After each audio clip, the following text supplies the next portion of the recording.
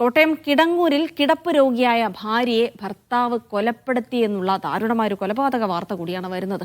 മാന്താടിക്കവല സ്വദേശി രമണിയാണ് മരിച്ചത്. ഭർത്താവ് സോമനെ പോലീസ് കസ്റ്റഡിയിലെടുത്തു. രമണിയെ സോമൻ കഴുത്ത് ഞെരിച്ചാണ് കൊലപ്പെടുത്തിയതെന്ന് പോലീസ് പറഞ്ഞു.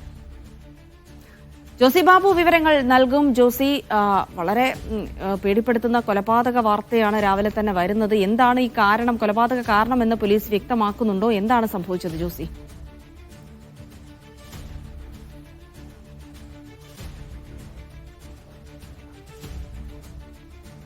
ജോസി, കേൾക്കാമോ? ഇന്ന് പുലർച്ചെ 1:30യോടെയാണ് ഈ ദാരുണമായ സംഭവം ഉണ്ടായത്. കിടങ്ങൂരിന് സമീപം മാന്താടി കവലയിലാണ് സംഭവം.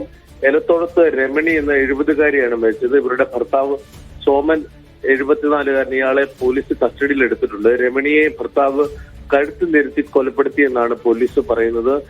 ഏറെ നാളായി കിടപ്പ് രോഗിയായിരുന്നു രമണി. രമണിയുടെ 2 ആൺമക്കളും വീട്ടിൽ താമസമുണ്ടായിരുന്നു. ഇതിൽ ഒരാൾ ഭിന്നശേഷിക്കാരനാണ്.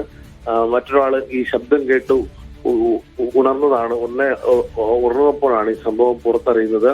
രമണിയെയും അതോടൊപ്പം തന്നെ ഭിന്നശേഷിക്കാരനായ മകനെയും കൊലപ്പെടുത്തിയ ശേഷം ആത്മഹത്യ ചെയ്യാനായിരുന്നു പദ്ധതി എന്നായിരുന്നു ഭർത്താവ് സോമൻ പോലീസിന്റെ മൊഴി നൽകിയിരിക്കുന്നത്. മൂത്ത മകൻ ഈ സംഭവം അറിയുകയും തുടർന്ന് നാട്ടുകാരെ വിവരം അറിയിക്കുകയും പഞ്ചായത്ത് അംഗങ്ങളെ അറിയിക്കുകയുമായിരുന്നു. കോട്ടയം കിടങ്ങൂരിലാണ് ഈ ദാരുണമായ സംഭവം ഉണ്ടായിരിക്കുന്നത്. ഭർത്താവ് സോമനെ കസ്റ്റഡിയിലെടുത്തുണ്ട്. ഭാര്യയെ അദ്ദേഹം കൊലപ്പെടുത്തുകയായിരുന്നു. കഴുത്ത് ഞെരിച്ചാണ് കൊലപ്പെടുത്തിയ വിവരങ്ങളാണ് ജോസി ബാബു നൽകിയത്.